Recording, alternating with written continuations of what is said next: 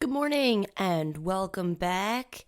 I'm going to continue with the realization from yesterday's video from my own self-healing thought process mode that I kind of filmed and showed yesterday. And I'm going to continue that discussion with suppressed emotions, where they come from, how to eradicate them, how they even start to jam up our system.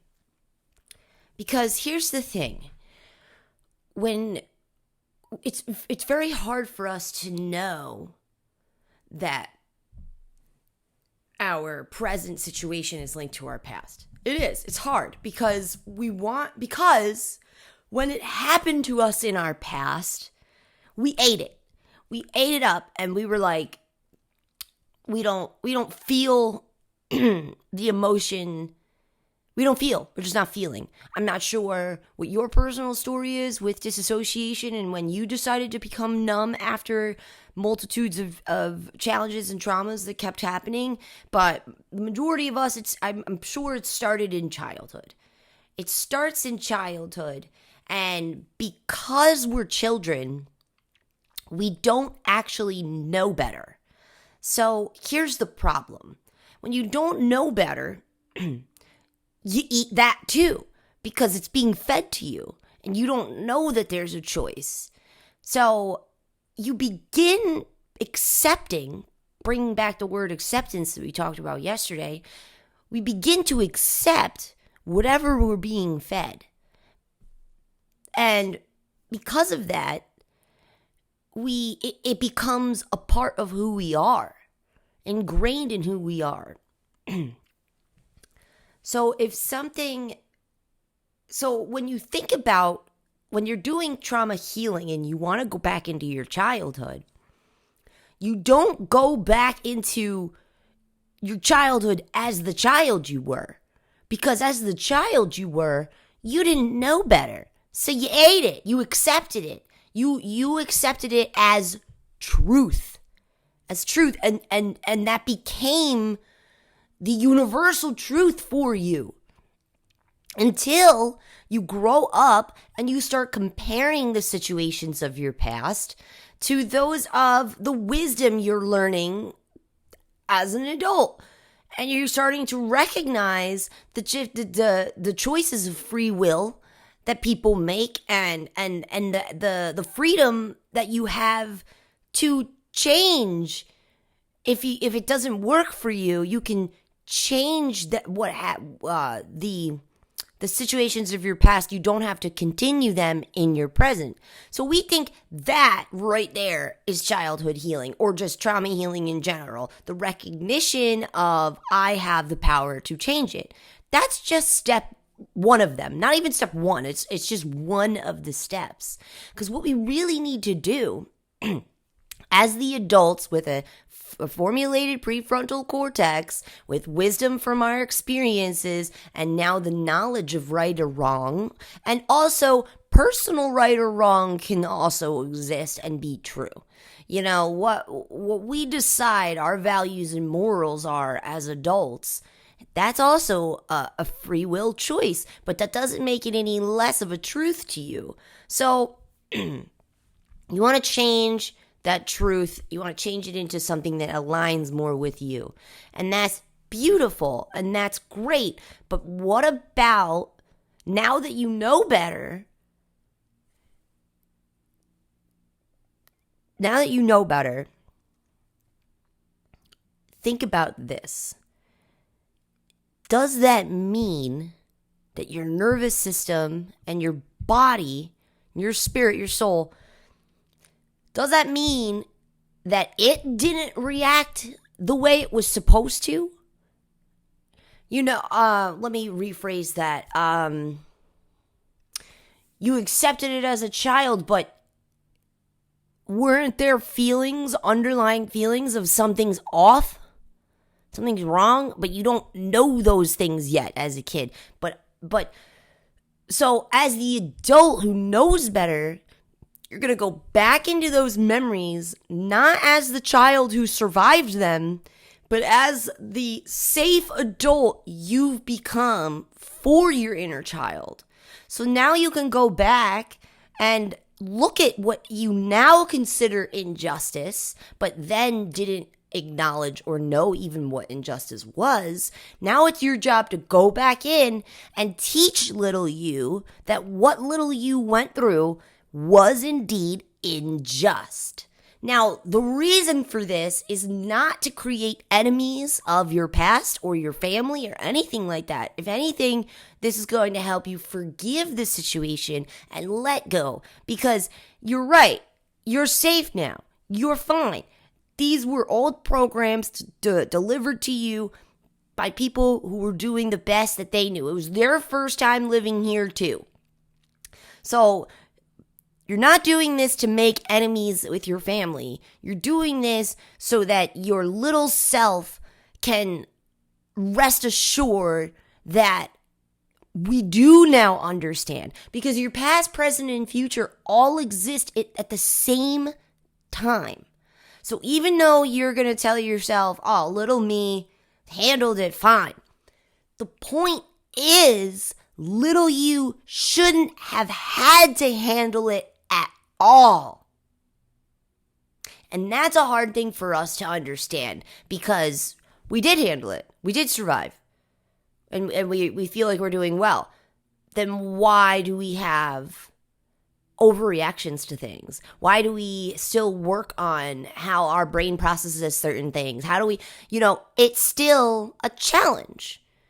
It's still a challenge in your present day because they all exist at the same time. So the unvalidated childhood you is suppressed and ignored in a way, because if you start to think of your childhood as the adult you are today, you will start to be able to poke holes in things and be like, wait, that wasn't cool. Well, that wasn't right. Or you might run into a patch where you don't remember it clearly. And that too is a sign of suppressed emotion, of stuck energy in your body and in your energy portal systems.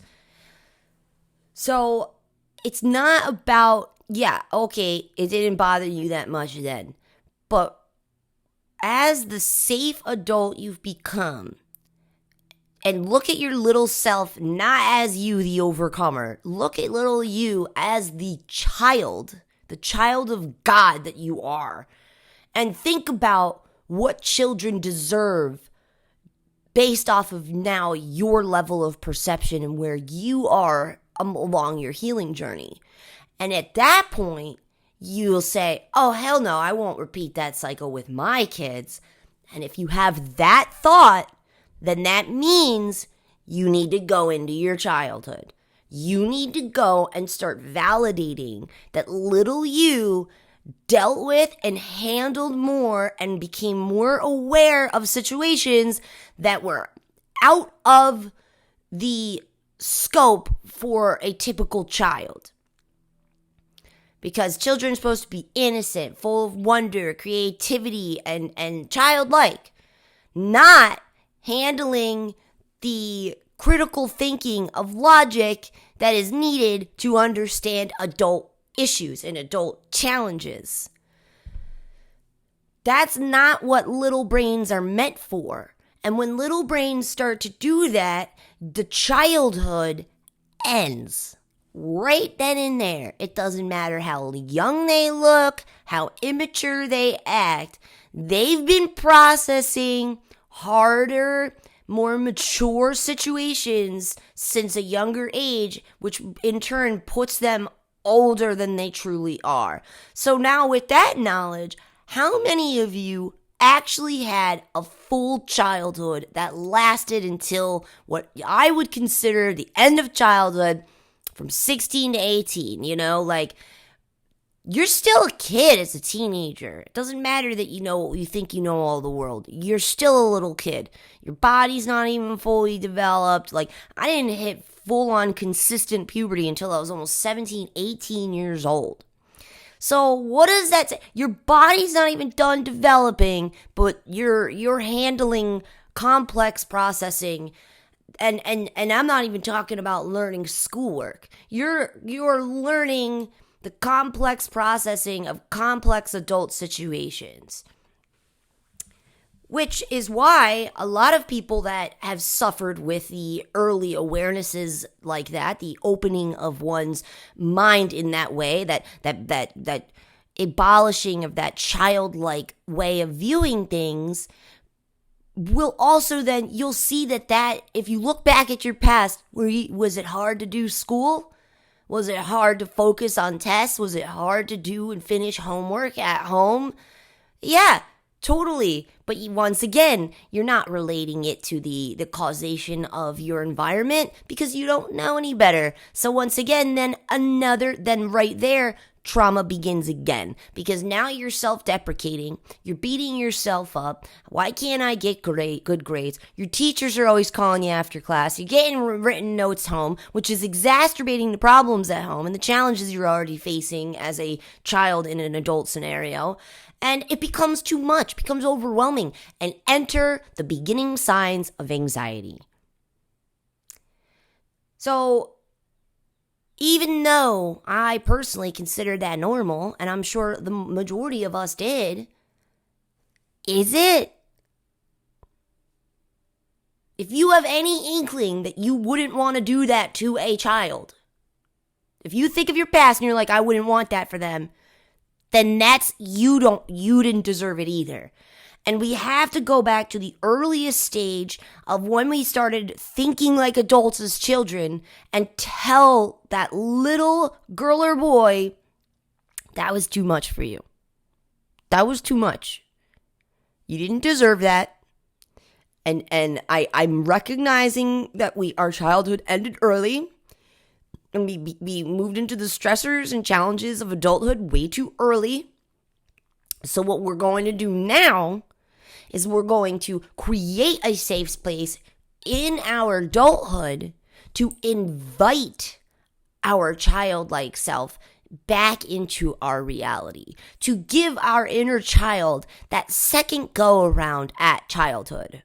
This doesn't mean, because I see this in its most toxic form, and I don't want to label things as toxic, but I think at their most unhealthy form is when people regress and they no longer can hold a job, they no longer can complete their adulthood responsibilities because they've completely succumbed to the inner child healing and have embodied the inner child to an extent where they've merged out the wisdom that they've learned as an adult. That can also be from severe trauma. That's still something that because anytime the pendulum swings too much in one direction, it's also unhealthy. So you have to find this middle ground of being able to excite that inner child again.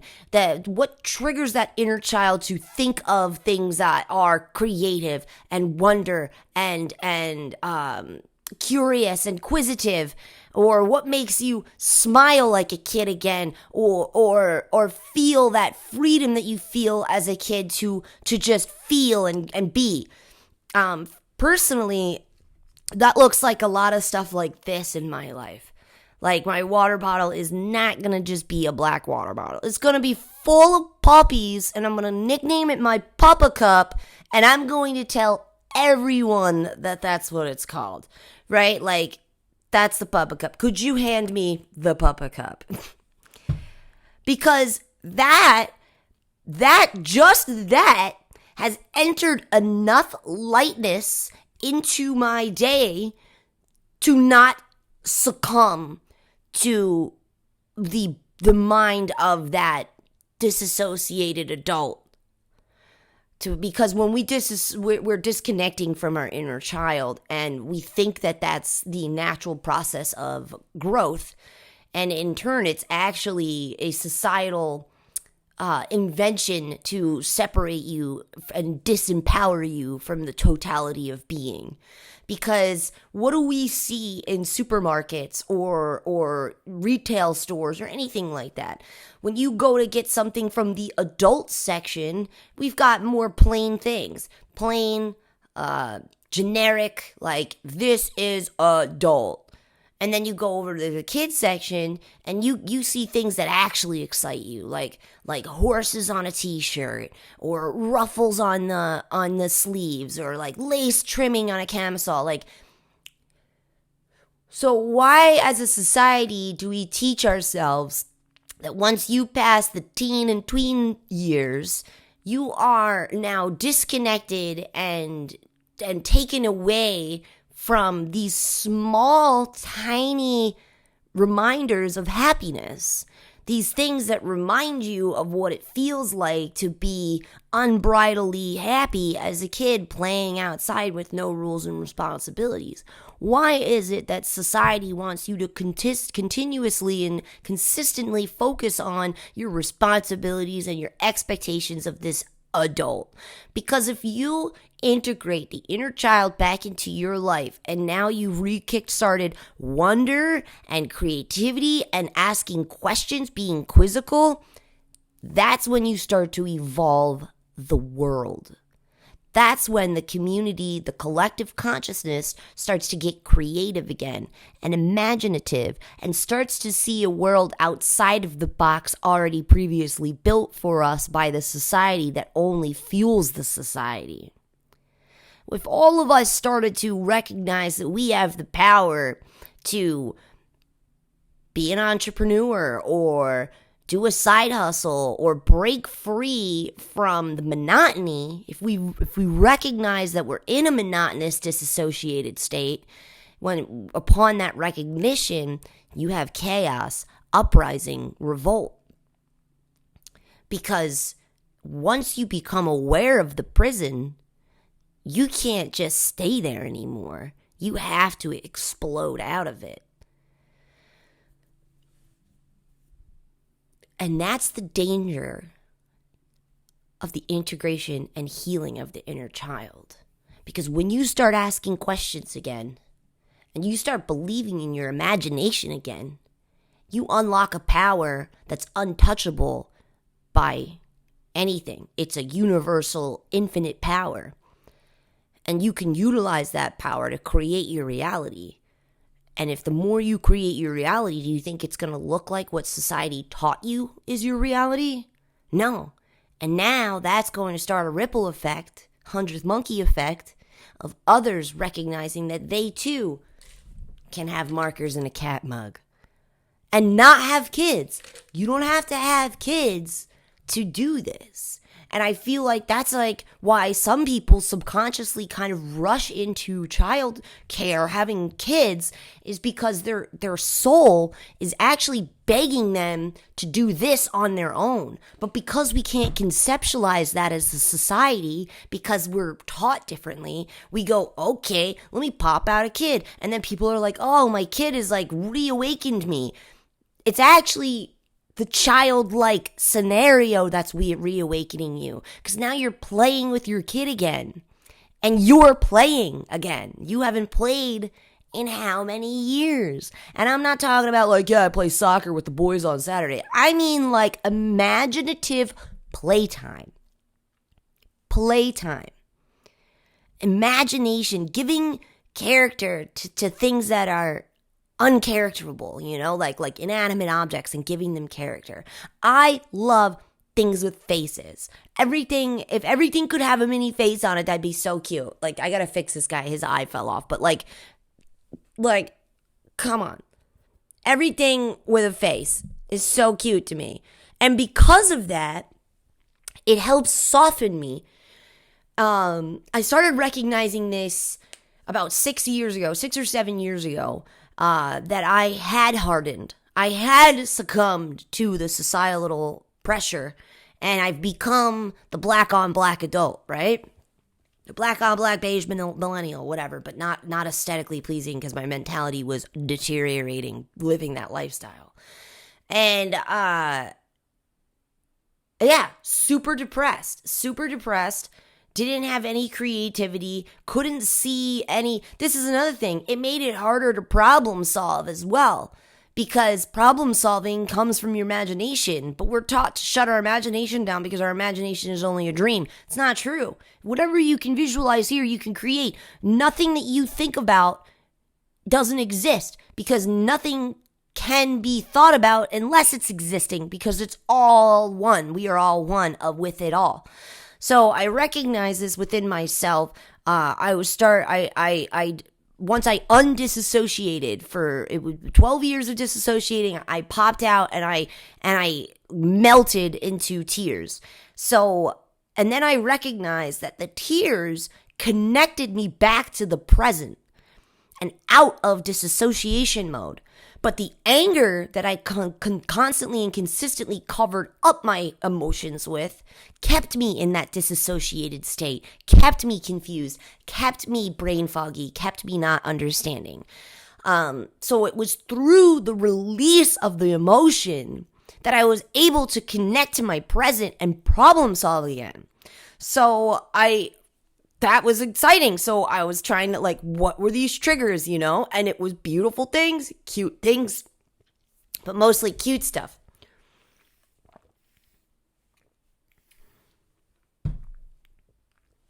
So why am I going to shut down an avenue of a tool that helps maintain me into my present where I can become a fully functioning adult? Why am I going to demonize this tool because it's a stuffed animal? When I figured out that my stuffed animal on my bed could help link me and keep me grounded in my clarity of present, that was it. I don't care. Yeah, I did get a little embarrassed when other people that, in my opinion, were like tougher or like more put together than me would see that. And I'm like, damn, because that makes me look vulnerable and weak. But is it? Is it not the ultimate testament of self-empowerment to recognize a tool, and even though it's not societally accepted, that you cling to that tool anyway because your own self-growth matters more than the opinions and the looks of others? And that's what I mentioned a long time ago in a video when I told the story about the guy where we helped each other have like a learning and a healing experience, where he told me not to hide that anymore, not to feel disempowered when other people see my tool of the stuffed animals. He's like, no, step into that. That's you climbing out. And like, so it became an ultimate test of power. Because that is how I can maintain my most powerful. And what does it matter that it's not a commonly accepted tool? All it really says is that I grew up too quick in my childhood. That's all it says. And that utilizing these tools of comfort and cuteness brings me back to that softness and that vulnerability as a child, which is a beautiful place to be when you integrate it into the safe adult that you've become. Because now, even though I have a vulnerable inner child inside of me, I also have the boundaries, the expectations, the morals, the values to keep that inner child safe. So it doesn't matter. That vulnerability also helps humble and ground you into this reality.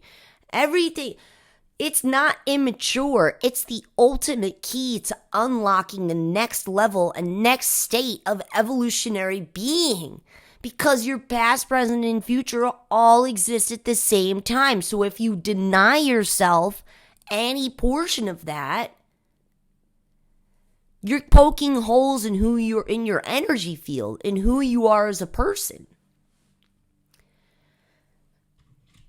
I believe everybody, no matter what the severity of trauma or whatever it is that you've gone through in your childhood, everybody's had a moment where they had an awareness that was too old for their little kid brain. And that's okay. That doesn't mean like everything's bad and all the adults in your life as a kid were bad. That's not the point. We just got to go back in and tell that inner child that kind of put itself away that it's all right. Like, you can come out.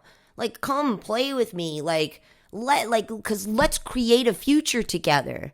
Because, like, your inner child is the one that began your dreaming, began your imagination of what your adulthood would look like. And you abandoned it because of trauma and also societal pressure. I understand. Trust me, I've been there. I'm not judging.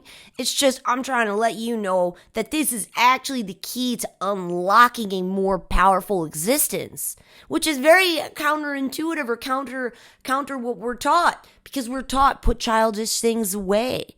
But when you read things like these ancient texts in the Bible, there's literally I'm loosely quoting, but there's a scripture that does say when you are the child of God, when you can maintain or return to childlike wonder and childlike heart, then you can go to that's the only time you can go to the kingdom of heaven. It's the only time. And that got my wheels turning, and I'm like, that's an interesting thing to say, because as adults, people can live as righteous and as walking the path as well as they can, but to deny yourself the inner child that is always within is you turning your back on a very important portion of yourself. And in turn, you'll never be able to conceptualize heaven because you're not whole. Yeah. And I think it's done on purpose. It's done on purpose because we want to recreate. We rush to create the adulthood that supports the adult that went through whatever we went through. And that's beautiful. That's how we get the safe space. But then what you fill that space with needs to be more creativity, imagination, wonder, excitement. Picking dandelions, making a dandelion crown, like coloring books, like, because when your innocence has been stripped from you, that puts a mark on your pure heart. It does. And then forever, how do you know that the decisions and the things that you're facing in your adulthood, I forgot I was going to that. How do you know?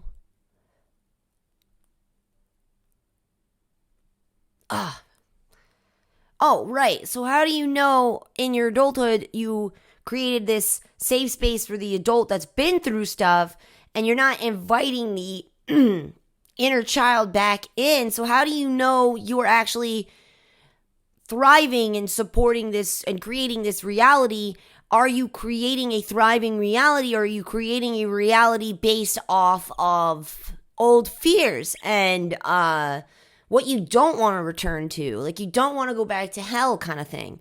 I don't think that's what I was going to say, but that's fine. That's a good point too. But, okay, that's it. So you got you got a mark on your pure heart. So how do you know the decisions of how you handle things in your present are that of pure intentions? I'm not saying that you're a malicious or vindictive person. I'm not. But we have now a trauma filter. We now have this filter that we're not in connection with our childhood because that's too traumatic or too upsetting or just disassociated or whatever. We're like missing out on half the information we need to process the current reality truthfully, as a universal truth, not a personal truth. So then that makes things hard in our adult perception, in our current future, because you're only half of you or a piece of you. So yeah, it would be hard to accomplish everyday things like chores, like doing the dishes, keeping the house not cluttered, just random stuff.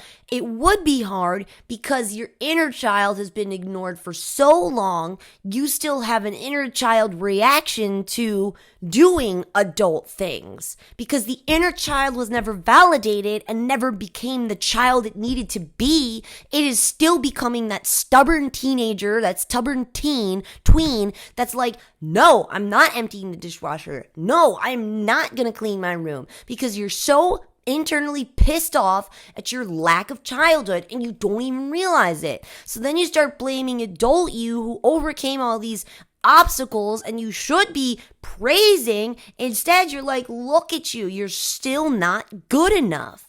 And that's not the case. The inner child has just been ignored too long. Watch, let yourself play. Let yourself color in a coloring book. Let yourself watch a movie in the middle of the day. Let yourself be a child and watch how all of a sudden you have motivation for chores. I am telling you from personal experience, it's the rebellious younger child to teenage year inside of you that's saying, no more. I don't want to do it anymore. You forced me to be an adult too early. All I've done is work. I never get to play. And now you want me to maintain a house and clean and blah, blah, blah.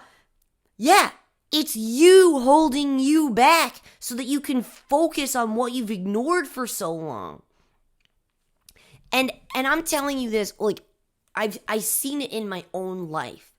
Being a strict, pure adult, always trying to fight for the acceptance of that of being adult. Like, whenever anyone would mistake me for being younger, I'd be like, how dare you? I'm blah, blah, blah, blah. I am such this adult, right? Because we consider maturity symbiotic with respect. Because we don't often give respect to the younger generation because we don't assume they know things. But from somebody who put their child away so early, and you still treating me like I'm what my age is, but in reality, I'm like 57. And it creates anger and resentment, which then pushes the child away even further. Because if that child can be even farther away, people will start to respect me for the adult that I am. What is that, though? What does that matter? I didn't realize that. And it was very hard for me to accomplish this adult life because there was no integration with those other portions of myself, the wonder, the creativity, the imagination, the asking questions. I just was mad and disassociated, like, and numb all the time. And I really thought that that's just like, you know, it's a me problem. You know, you blame, you start to recognize that it comes from your traumas, yes, but you don't realize that it's actually the lack of integration of the inner child. Like, you blame the traumas, but that doesn't matter. Pointing the finger doesn't heal the wound. Pointing at the wound and saying, well, there it is, and that's how I got it, doesn't heal it. You got to disinfect it, cover it up, put a Band-Aid on it, give it a little kiss, and tell yourself, it's okay, sweetie. It's okay. Don't worry. You're going to have time to be a little kid. We're going to do that for you. And personally, I'm really blessed that I've recognized and realized this before having kids. Because I have a theory that we then attach overly to our children because of that recognition of inner child healing. But it's not really a conscious thought. You're just feeling better. So you're like, children and having children and raising children is my only thing now. Like, that's the only thing that makes me feel good. So maybe that's just me. I'm just a child carer. All right, well then go work at a daycare. You know what I mean? Like, you're not just a child carer. You're being unlocked and alive again because of the playtime and the mindfulness that you get from having a child, and that the child will remind you of childlike wonder and imagination, and all of a sudden you're being more creative. You're building them box forts, and you're doing this, and you're coming up with new things. But that same power existed in you the whole time. And you could be using that imagination and that wonder to create a reality that you're not always trying to escape from.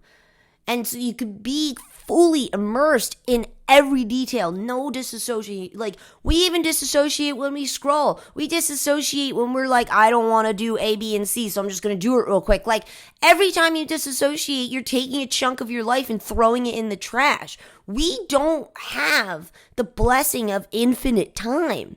We don't. So even the monotonous and mundane, like, you still have to try and make that somehow integrated back in with inner child things. Like, I need to drink water all day long. It's for my mental health. Yes, it's for my body, but I've noticed it keeps my mental health a lot healthier. So it's not just for hydration, it's also for my mental health. So I'm not going to keep a black, blue, solid color water bottle around me all day long, just to remind me of the prison. Like, that's what it will remind me of, that I have like this challenge that I have to constantly keep in the forefront of my mind, and it's like a prison that I'm attached to. Nope, I got the Puppa Cup. That ain't a punishment. I don't got no prison here. Like, this is great. This is just like, yeah, me and my mentality together as one. We're freaking empowered with this cup. It's the same thing as like when being prescribed a lot of medication for my mental health, and just that the goal then just became like maintaining the pill case, and that then also became a prison, a ball and chain, and a constant reminder of the fact that I need help, that I'm not doing well. But that wasn't the case. That's not the case. We were denying ourselves a part of ourselves. Denying going into the inner child and soothing, self-soothing. We need to self-soothe. And we need to start linking the self-care needs that we do maybe have extra of in our present because of our past. We need to start linking those things with things that are fun. Like, you gotta do coloring because that helps your inner child. Great. Store your markers in a cat mug. Don't make it like the pill case. Recognize that these are tools of empowerment linking you back to your original source of creation. Childlike wonder. So don't worry about it. You're not regressing. You're not going backwards. You're not any less of a respectable adult either. This is going to unlock your potential. This is going to free your mind from all these restrictions and concrete way of thinking. With childlike mind, there's always a different route to the same conclusion. There's always something that can be created and imagined in the face of adversity, because the child doesn't have walls and restrictions. A child doesn't know it all, know things yet, so it knows all in a way, because there's no restriction, there's no box, there's no prison on the mind. We need to unprison our minds, and the only way to do that is to heal your inner child and bring it back into your present. The only reason it's terrified to come into your present is because you haven't let it know yet that you've created a safe space for it. It's okay, little me. You could come back out. No one's going to yell at you. No one's going to tell you you're being bad. No one's going to say that you really should be mopping right now instead of watching that cartoon. No one's going to say that. And if you have a support system like that, that's not your support system.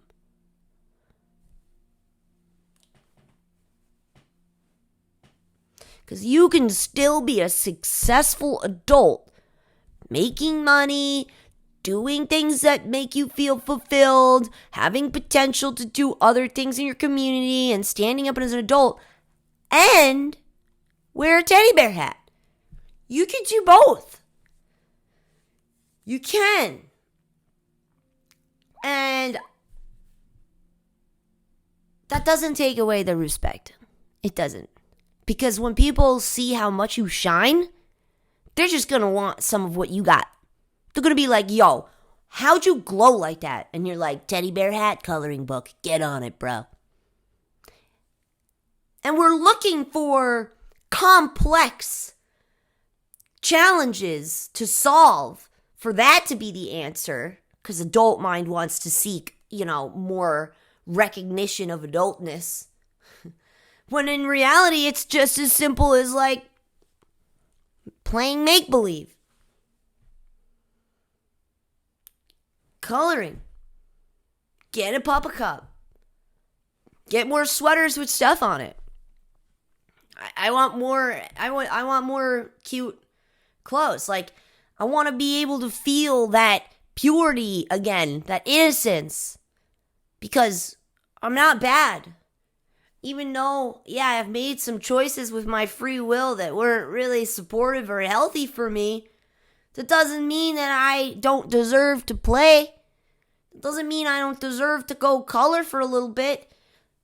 It's not a lifetime sentence. You already learned the lesson. You already went through it. It's fine. Now let's heal it. Let's start drawing rainbows and stuff. I used to be so offended when people thought I was younger than I am. Now, I'm like, thank you. That's the biggest compliment I've ever received. Because the younger that I can keep my mind, the more possibilities I have for creation. It's just true. Look at yourself as a child. Go in there. You're sidewalk chalking. You're coloring pictures. You're creating worlds and imaginations. I remember I always used to create like this Western world, like on my rug in my room with little cowboys, and like I had like my little herd of steed, and I would have like my little horses, and the sheep were over here, and little hay barrels for everybody, and little fences, and then like the lodge where like the cowboys would chill, and just thinking about that is like, I'm just feeling like so, the difference between feeling like a solid and a gas, I feel like. And the gas is like, in my opinion, better. Like, I just feel like, like that was so cool of me that I was able to like create that and like come up with these entire narratives and storylines during playtime. And because of that creativity, I could be more adaptable in my adulthood, because the hay barrels were made out of cut carpet sample swatches from Home Depot. So right then and there, my mind starts already recognizing the fact that if you don't have the exact thing that's needed, the exact ingredient, you can substitute. And that power has saved my life more times than I can count. The acknowledgement that even though you don't have the exact tool, you can still create what it is you need. And that comes from childlike wonder and imagination. It's beautiful, and we're cut off from it because it's also like elusive how to integrate that inner child. It's been so long. But it really starts with going back to those memories, and don't look at them as you remember them. The kid who just like shrugged it off and moved through it, or, just left the house and went on their bike somewhere and just didn't deal with it. Like, look at that memory as the adult you've become with the experiences you've overcome, and recognize that that's sad, or that wasn't fair, or that didn't really need to have been how it started. Like, it's okay. That doesn't mean you're going to crash and burn and demonize your childhood and your experience. No, it's the recognition of the fact that the child you shouldn't have gone away. And it went away because of the stresses and the awarenesses of critical thinking, of logic about adult things. So you're doing it not to blame others or point fingers, but to just let the inner child know that it's safe to be a kid again. That you've built a lifestyle and a world and an environment that safely supports that child, because you also do have the critical thinking skills of the adult. So when you were a child trying to figure this stuff out, You couldn't. You kind of, once again, that weird acceptance of just this is how it is. But now with the wisdom that you have, you got to turn around and say, no, I don't have to accept things as they are. I don't need to. God grant me the serenity to accept the things I cannot change, the courage to change what I can, and the wisdom to know the difference. You now have that phrase as an adult. You didn't as a kid, which left you lost and hopeless. And then you became this adult that is going to feel found, but you will never feel completely found until you bring that lost child into your present.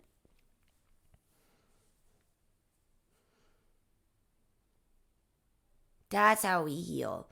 That's how we start to play and imagine and create again. That's how we're able to untap or how we're able to tap into this universal power. Inner child healing is so important. And we forget, especially if you have complex traumas, complex PTSD, you went from one overly aware inducing scenario to another, thinking that what you're running away from is worse than whatever you're blindly running into. And it's never that. You're always going to run into what you're running away from. I learned that when I ran away. It's true. You can never run. All of you is right here all the time. Right at this moment. So we can't keep running from our past. We need to integrate all of it. From childhood to the subsequent traumas that were induced from not healing our childhood. All of that needs to be looked at. Start with the childhood, and that'll start to unlock the decisions you made in your teenage years.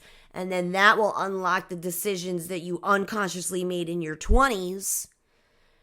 The mistakes you might have made, the repetitive cycles, the relationships, the lack of boundaries, whatever it is, you're going to start to realize that they are all related and connected to the moment you became too aware and too young.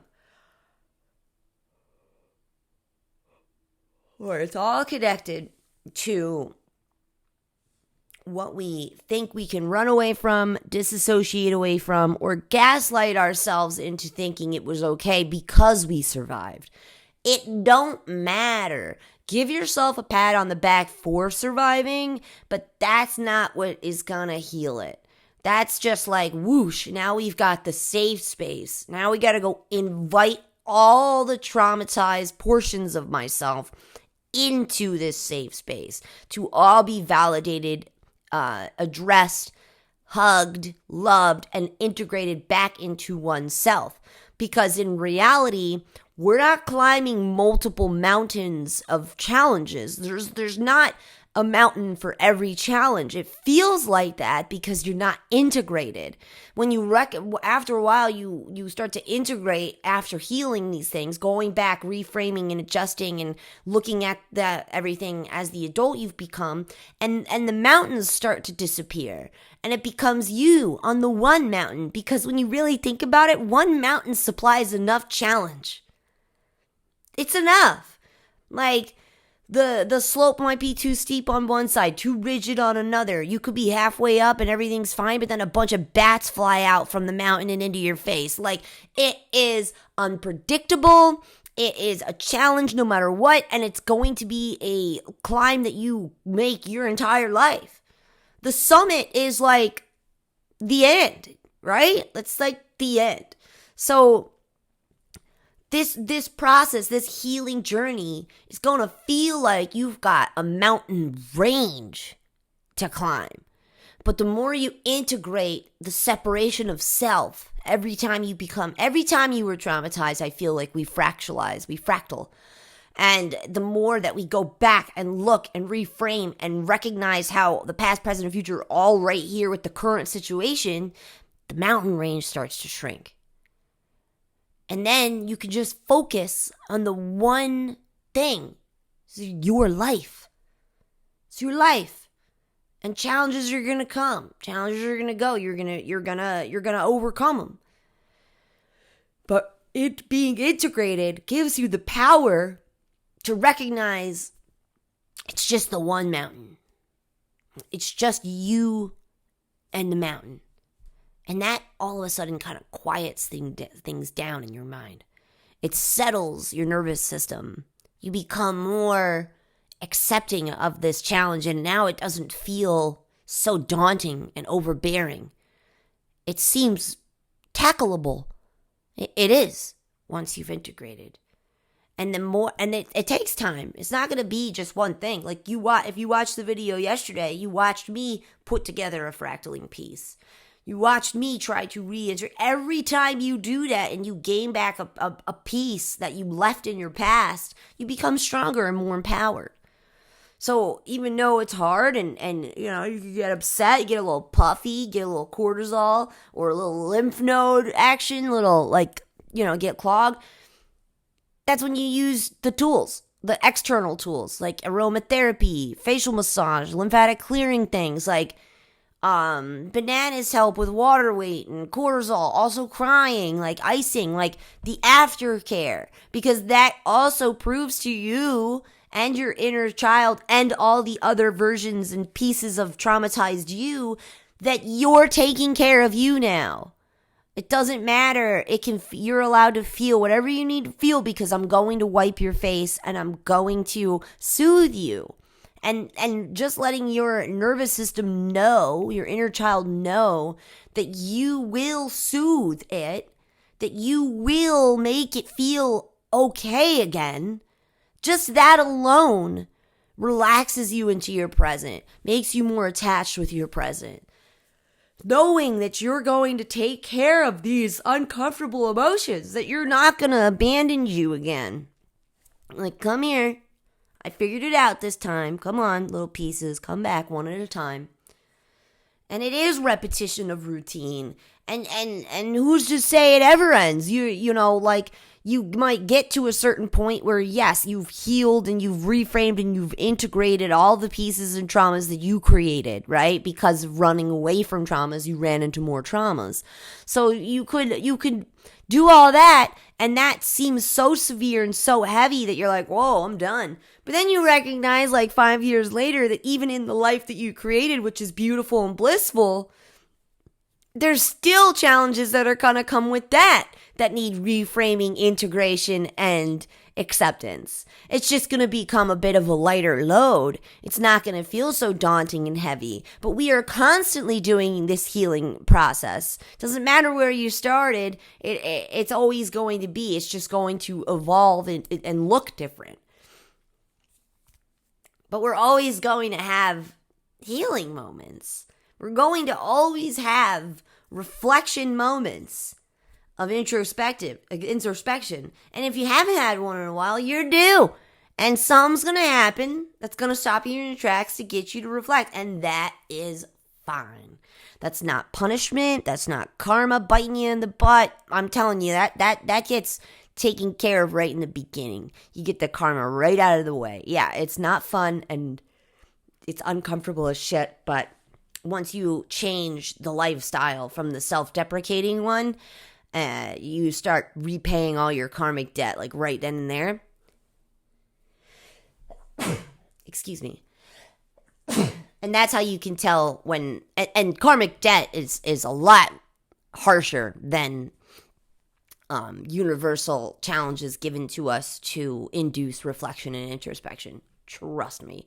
The universe will never give you anything you cannot handle because you are biologically designed for everything that you experience. Just like how I mentioned earlier, you cannot imagine something that is not possible to create. Because we are all made of the same material. So if you can imagine it, you can create it. Because why would we be even able to visualize it or conceptualize it if it wasn't meant for us to bring into the reality? Right. I'm reading this book, and there was a part talking about like the the fact that we all question whether or not there's a God or a higher power. The fact that we all even think that idea. I'm not even saying accept it. The fact that we even think the idea and mull it over means that it exists. Because why the heck how can you think of it if it's not in existence? Everything is from everything. Right? Isn't that crazy? It really blew my mind. I was like, damn straight, right? Like, why the heck would we even think like that if there wasn't some overall force and empowerment, right? Because we can't just think of anything that's not able to be created. Because we manipulate from the materials that we are given from the universe. So everything that we need is already here for us to utilize to create from. You just have to remember your power to do so. And personally, I'm telling you, integrate that inner child and that power comes back. Start there, because then it shuts off also the other things to heal that will then also return your empowerment. Because maybe little habits that you've picked up that help you kind of maintain a consistent calm or whatever state, those habits are actually taking a piece of your empowerment. Just so that you can be okay, you have to rely on A, B, C, and D, and that is going to shift your empowerment from self to external. So then we recognize that wow, I picked up this habit. I've placed a chunk of my empowerment in this external thing that I've tricked myself into believing I need, and that's only because of not looking at a scenario that has happened to me with the wise mind that I've developed through my experiences of adulthood. And when you realize that that's the only reason you have that habit, you start to feel disempowered because of that, because you gave away a piece of yourself to that trauma. So you have to get rid of the attachment and integrate the piece of you that was missing, because that's the void you're trying to fill, is the part of you that you left behind and disassociated from. So it's all empowerment vibes, everybody. Inner child healing is a lifesaver. It makes you feel very vulnerable, but also very empowered, because I think that duality exists for them both to all exist at the same time. When we do things with black or white, you're not actually accessing the full understanding of the universe. When you learn to mix the colors together and create gray, you unlock some power. All right, everybody, have a great day. Feel free to comment below. Let's get this convo talking. Let's get going, And I'll see you tomorrow. I'm gonna blow my nose. Allergy season.